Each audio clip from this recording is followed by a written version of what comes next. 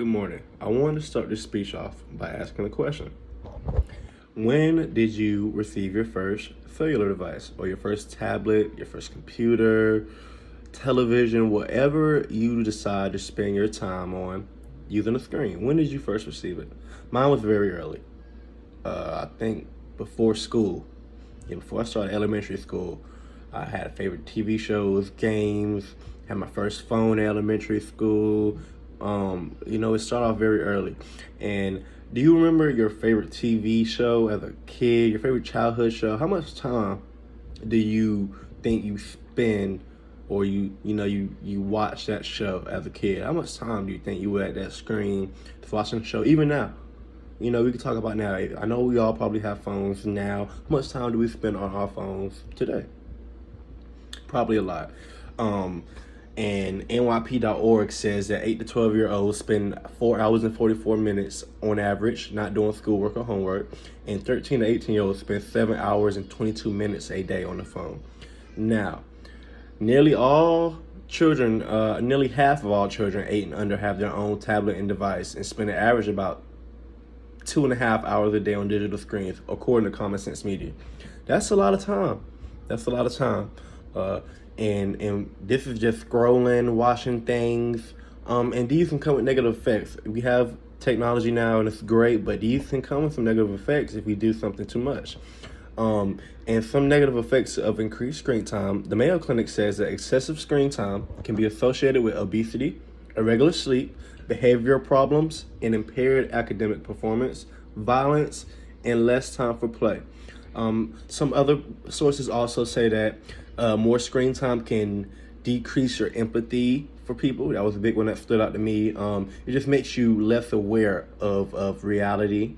It makes you less aware of how people feel because we're putting all our feelings, thoughts, and emotions that should be interactions into the phone.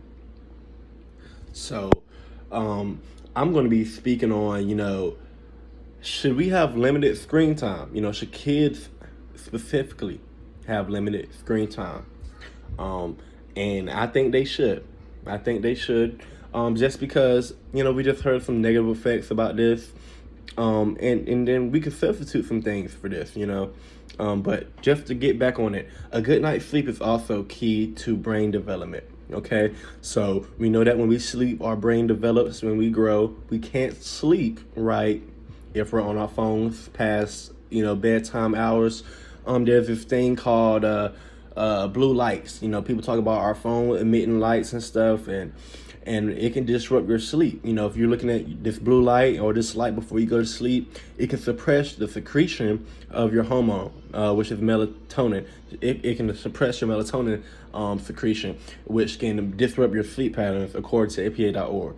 Also, there was some things that professors and researchers wanted to study, according to screen time and what effects they have. So Harvard did a study. It was one survey of 133 parents of preschool age children. This is on Harvard.com or Harvard Medical School, and this article called Screen Time in the Brain. They were led by Rutgers University professor of nutritional sciences, Carol Breadbinner, and she found out that many parents reported that they use screen time so much because of lack of affordable alternative entertainment for their children. And they say that they can be exhausted after work, or they need to get some things done around the house, or bad weather. So this is what we use for our screen time. And we also indicated that a study that the National Institute for Health, NIH, they began a study in 2018, and they said that children who spent more than 2 hours a day on screen time score lower on language and thinking tests. So this does relate to our school, but we have some things we can do to get better. So Mayo Clinic gives us 6 steps. It says to be accountable, be realistic, be engaged, put handheld devices away, create phone-free zones in the home, and to go outside. Those are all good things. I'll go into a little bit. Be accountable. They say that we should set expectations with our kids and to create goals to be intentional about reducing screen time. Many devices have features to set limits for use, as they do.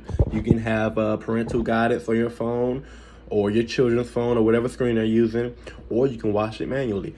Be realistic. We are on a phone. This is a technology age. We're born into it. We didn't ask for it, but this is where we're living in. We have to be realistic. We're on our phones a lot, but we're on our phones 8 hours a day.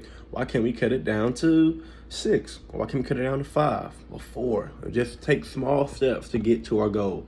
To be engaged. When you're not working or when you're not in school, be engaged with your children. Be engaged with your brother, sister, whoever. Be engaged with yourself. Exercise. Work out. Go be with friends. Do something that is not requiring you to be on a screen, just sitting down, not using neat limbs, physical activity. Just pay attention to who's talking to us so we can have more empathy and be better people. Putting our handheld devices away. They say that during this time you should have all the phones in a common place, charging or just sitting down. So there's a phone-free zone. You're not distracted by a phone being right beside you, and you're making intentional time to be better. And the last one was to go outside. It's kind of self-explanatory. Exercise, take a walk, enjoy nature, get off the phone. See it in real life. This is only showing you what real life is outside of your door. You can go see it yourself. For example, that Amish people don't use a lot of forms of phones or technology, and some do. It just depends. And some people don't have to be Amish. Some people just don't use phones. They don't have TVs in their house. They substitute it with books. They substitute it with different things, different family activities, games, going outside to do work as a family. These are all different activities that result in positive feedback versus you just being on the phone all day. And imagine a world where we're all reading, we're all together, we're all talking. You go outside, you probably don't even know your neighbors, but you can go outside and your neighbors, all your neighbors' names and everybody around the neighborhood. You can do cookouts, just things with people. You're reading, your vocabulary increases, you're getting better grades in school, you're more focused, you're more intentional on the goals that you have set out for yourself. So I'm calling all of you, even myself, let's try to cut down. Me, myself, I have deleted some social media apps that I spend a lot of time on just so I can be more intentional with things that are important to me.